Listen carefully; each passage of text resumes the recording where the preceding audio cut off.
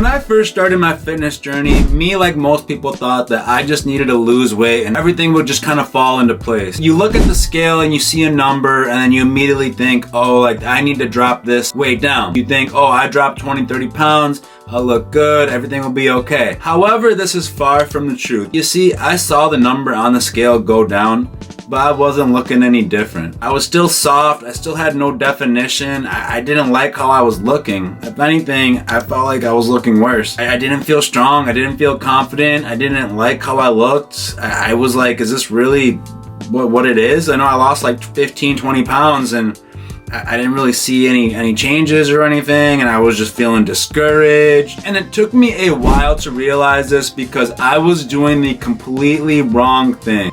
I was trying to lose weight, not fat.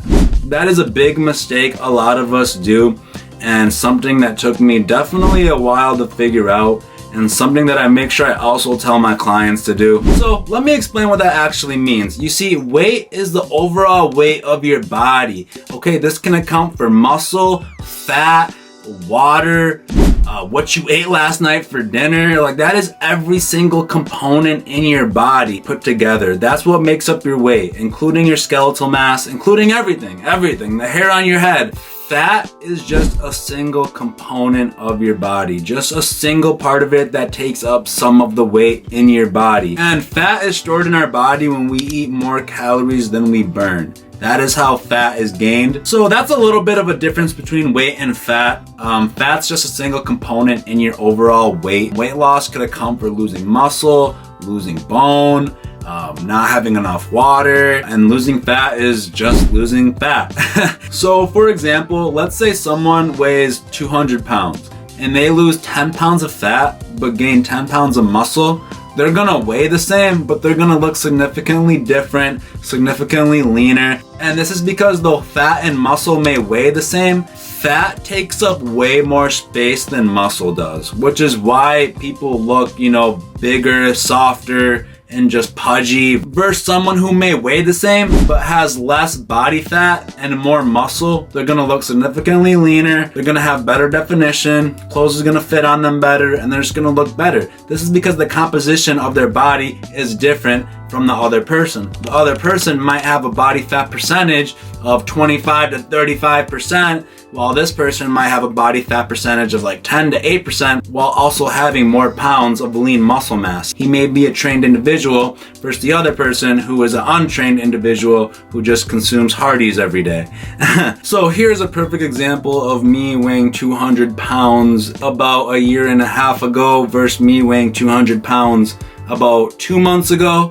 As you see, I look completely different in both, but I weigh exactly the same. This is because the composition of my body is completely different. Body fat percentage is completely different. The muscle mass percentage is completely different. This is why fat and weight have no correlation with each other whatsoever in the long run. So what happens when you focus on the scale and just focus on weight loss? Well, I'll tell you what happens. You end up crash dieting, you stick with it for about 2 to 3 weeks, and then you just can't handle it, so you crash out and you end up eating whatever and just going back to square one. And that is literally the number one most common thing with all these diet fads, trying to lose weight real quick and just trying to drop that number on the scale. Do not recommend it at all. And then you end up overdoing cardio, wasting all your time on cardio, wondering why you're not getting leaner, not looking better, not getting more definition like other people who are around your same weight. You just do endless amount of cardio, and I hate that, bro. I literally see people do hours of cardio, dude.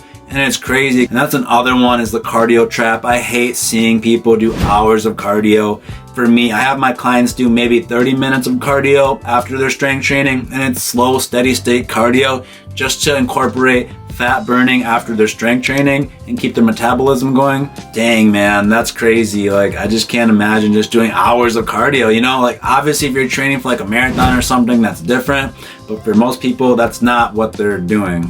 And then you end up just feeling tired and weak and hungry all the time. You barely want to work out. You don't have the energy for your workouts. You're just eating less and focusing on a number on the scale. That number on the scale isn't really correlating with the composition of your overall body. A couple pounds that you're losing can be muscle. If you are just eating less, eating like 500 to 1,000 calories, not worrying about your protein intake, not strength training, like you could be losing a lot of muscle, which will give you the illusion that you're losing weight, but it's not healthy weight. So that's another big factor. So now you're probably asking, okay, so how do we prioritize fat loss? How do we put our body in a fat loss burning state? So let me tell you what I do and a lot of my clients do. First one is going to be a small calorie deficit of 200 to 300 calories. This is going to incorporate a fat burning state while not starving yourself and still providing you enough energy to work out and get through the day, whether that be with work, school, whatever other day-to-day tasks you got, plus your workout. Then we're gonna have a high protein diet.